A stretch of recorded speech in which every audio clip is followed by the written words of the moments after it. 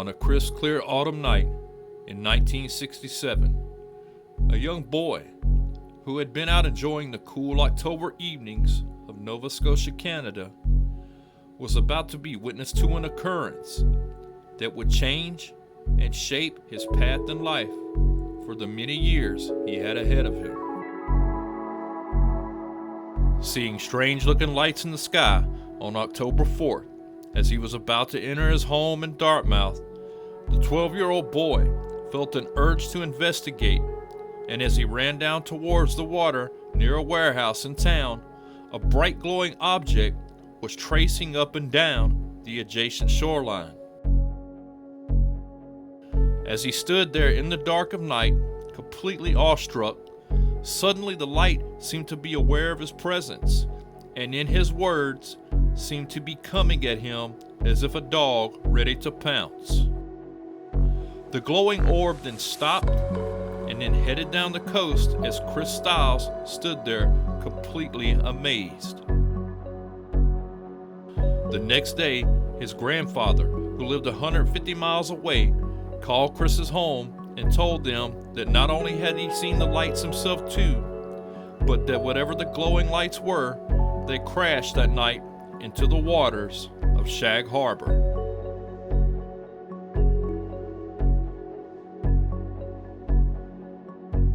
Being a diver and submersible pilot with over 15,000 hours of dive time and 33 years of service in the United States Marines Reserve, reaching the rank of colonel, there isn't much below the waters of the coastlines that Scott Cassel hadn't seen. Being the first to record footage of the giant squid in the ocean wild, Scott has done everything underwater, from working with the Discovery Channel to catching poachers and illegal animal trade to being a combat diver with over 3,000 dives, with some going down to 1,500 feet. There isn't much hidden below the water that would surprise such a master diver. Scott has dived solo and chainmail with very aggressive Humboldt squid, and even set in shark cages, all to document the creatures of the deep, always with the camera going so the behavior patterns of these animals can be documented and better understood.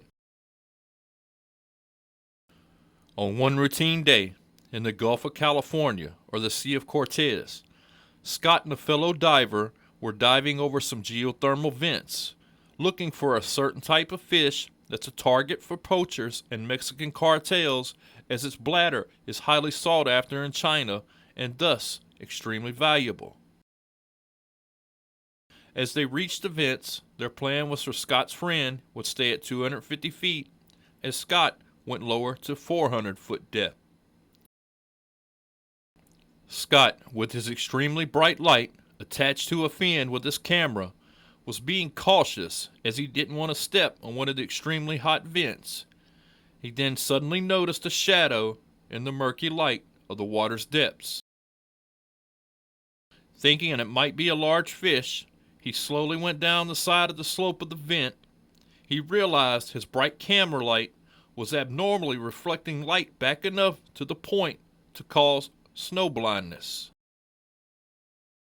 As he settled in at 3-foot depth of the silt of the flat bottom, Scott suddenly became worried as he seen the straight edge of an object just 10 feet in front of him. Thinking this could possibly be a patrol ship from the Mexican Navy, he stopped walking forward and tried to comprehend the object in front of him. As he lowered the bright light of his camera and got rid of the extremely bright reflection, which set before him left this diver with decades of underwater exploration and more than 15,000 hours diving completely in awe as he stared at what shouldn't be. There, just 10 foot in front of him, was a perfect golden cube that was emitting its own glowing light from within, and as Scott started slowly walking towards the 3-foot by 3-foot golden cube, it slowly floated away at the same pace as Scott advanced. As Scott quit moving, the cube would also, and as Scott started approaching it again, It perfectly kept its distance, but unfortunately for Scott, he realized he was now standing too close to the plume of an underwater geothermal vent, and with temperatures above the boiling point of water, Scott hurried to get away and thus created a plume of disturbed silt which blocked his visibility. Scott decided to check his gear and do a neurological test on himself as he grabbed his camera, completely dumbfounded by what he had just seen. The object itself had shot away without even disturbing the water or the plume of silt that Scott had created. Scott slowly went back up and reached his companion, and the two made their way to the surface, yet Scott decided not to mention his encounter to his friend or anyone for the next 20 years as he feared the scrutiny that comes with these type of encounters. In 2023, as Scott decided to come forward with his story, he immediately lost sponsors because of the ridicule that comes with sightings such as the 3-foot golden glowing cube that Scott interacted with 400 feet below the Sea of Cortez.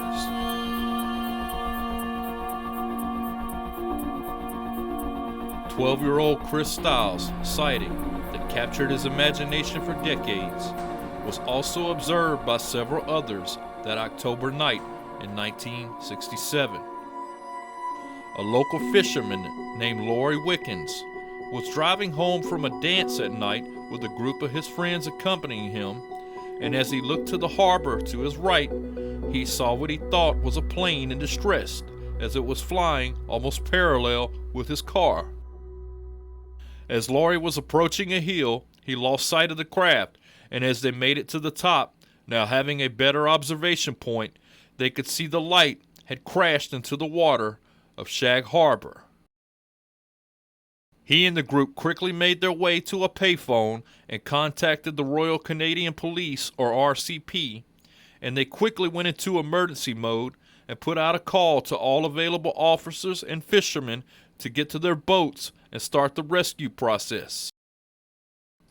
The rescue coordinator office in Halifax was contacted, and they put out a call to all airports to locate the aircraft so they could ascertain the missing one, and the military itself then mobilized to help.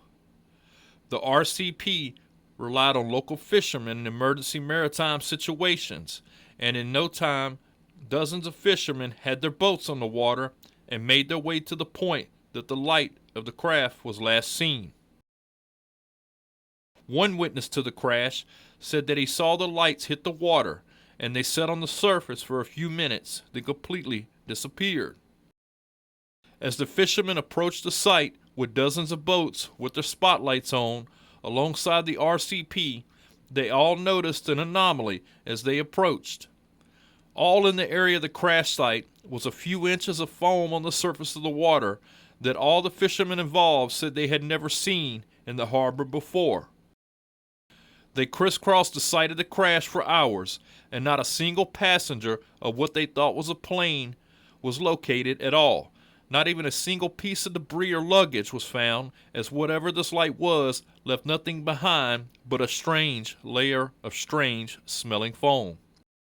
The rescue coordinator office later confirmed that no civilian or military aircraft were missing, as all were accounted for.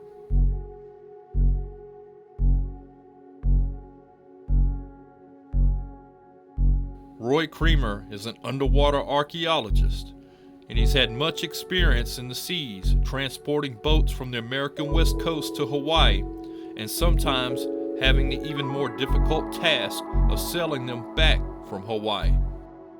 He would sometimes hire a crew, but typically, being an expert navigator, he would make this difficult journey by himself. On one of these particular journeys, bringing a boat back from Hawaii, which is a much longer journey as one has to sail far to the north to catch the correct currents to sail back to the mainland, Roy was just relaxing as the deep dark of the night on the ocean had settled in. Over 20 days into this month-long journey, Rory was looking out at the vast expanse of blackness and enjoying the bright stars of the night sky. Suddenly, Something that shouldn't be caught the attention of Rory as the water beneath his boat began to glow, and all around him was green illumination from beneath. As he contemplated, could this be a submarine this far out, 900 miles out into the Pacific?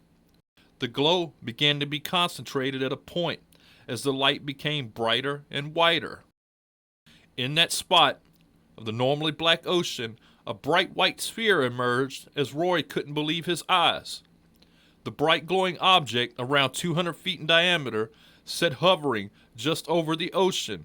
As Rory began to get worried and grabbed and put on his harness, the bright anomalous light then took off into the sky at an angle as Rory, with his over 50 trips across the Pacific, sat completely confused as he couldn't believe his own eyes. Rory watched the glowing orb fly away for around 10 seconds till it became a pinpoint of light and disappeared. Later, after contacting George Knapp and hiring a crew as part of a Netflix special, right off the coast of California, the crew filmed an anomalous, smaller glowing orb hovering over, then entering the water on the Pacific and a hot spot for UFO activity near the California Channel Islands.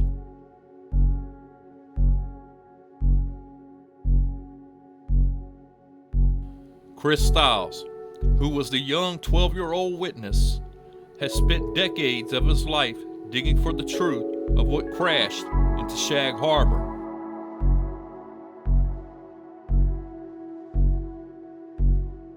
He has done very thorough investigations and located dozens of first-hand witnesses to the crash.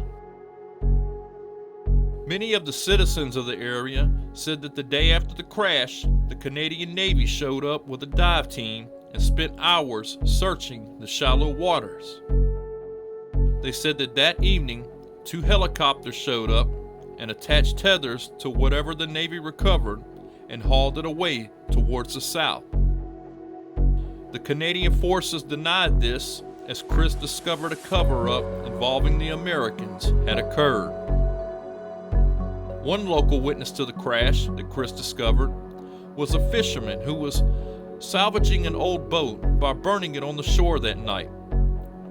He reported the same thing as the others as he watched his light crash into the water just a few hundred yards in front of him.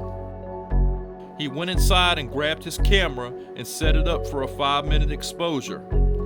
This is probably the only photo of the Shag Harbor UFO that's known of.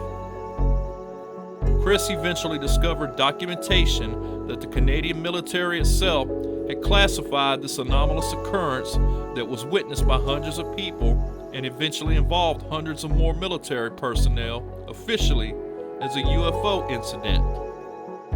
In fact, they said that it was 2 UFOs that crashed in the Shag Harbor, which would validate the claims of the witnesses who had watched the Navy dive, then recover a couple of objects and tether them to 2 helicopters as the Shag Harbor UFOs, or U.S.Os, which stands for Unidentified Submerged Objects, was just a few of the sightings of glowing objects either exiting or entering into the cover and concealment of the waters of Earth.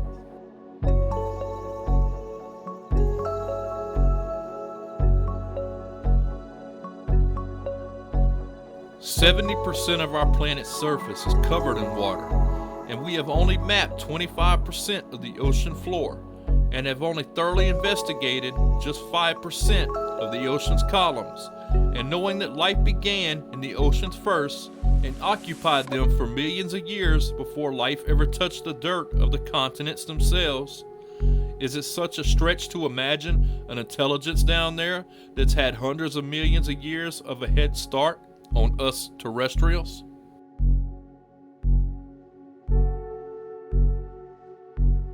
Chris dedicated many years of his life trying to figure out what approached him that night at Shag Harbor. He discovered eyewitnesses to the retrieval and interviewed military personnel who assisted in the recovery of the object that crashed into the water. He eventually uncovered government and military documents that showed that this was not the only time Shag Harbor was visited by the unknown, as just like with his experience in 1967, just a decade previous, two bright flying objects had entered the harbor's waters, and the military again investigated. And as a Soviet ship breached the restricted waters of North America, the Soviets too had observed the phenomenon, as the military tracked the objects moving underwater till they disappeared hundreds of miles away in the Gulf of Maine. It seems that whatever is down there in the vastness of the waters deep, whatever it is so advanced that it goes to and fro with impunity, as we watch and occasionally catch a glimpse of what our ancestors likely considered gods of the depths, as we sail across the surface of the domain of Poseidon himself, awestruck when he makes an appearance. My name is MJ. Thank you for listening.